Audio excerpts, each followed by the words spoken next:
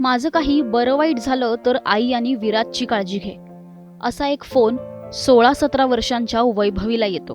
हीच ती वैभवी जिनं वडिलांना न्याय देण्यासाठी घरात दुःख व्यक्त न करता पुढे आली, ठाम उभी राहिली, न्यायासाठी झडली. खेळण्या शिकण्याच्या वयात वडिलांच्या मृत्यूनंतर वैभवी अचानकच मोठी झाली. जणू नियतीनं तिच्यासमोर पर्यायच ठेवला नाही. त्याच वैभवीचं वडील संतोष देशमुखांच्या हत्येपूर्वीचं शेवटचं बोलणं जबाबातून समोर आलंय. दिवस 8 डिसेंबर 2024. बीडचे सरपंच संतोष देशमुख यांच्या अपहरणाच्या आदला दिवस. देशमुखांना विष्णू चाटेचा धमकावणारा फोन येतो.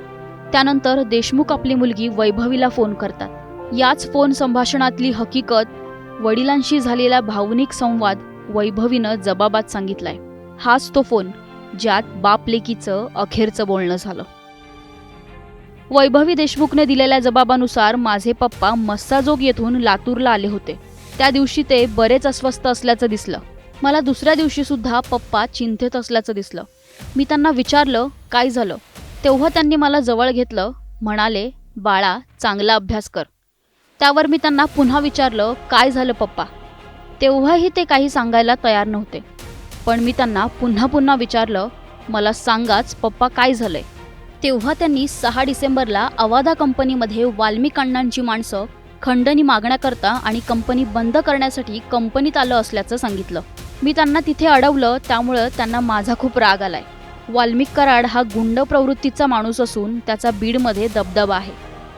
त्याला खूप माणसं घाबरतात.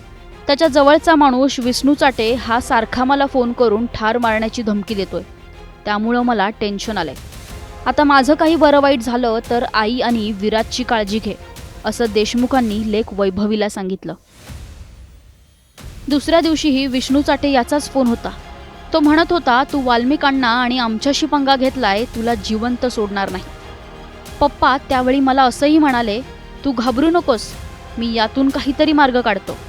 त्यावेळी विष्णू चाटेचा फोन जवळपास 10 ते 12 मिनिटं सुरू होता आणि पप्पा खूप घाबरलेले होते. ही सगळी माहिती लेक वैभवीनं पोलिसांसमोर जबाबात नोंदवली आहे.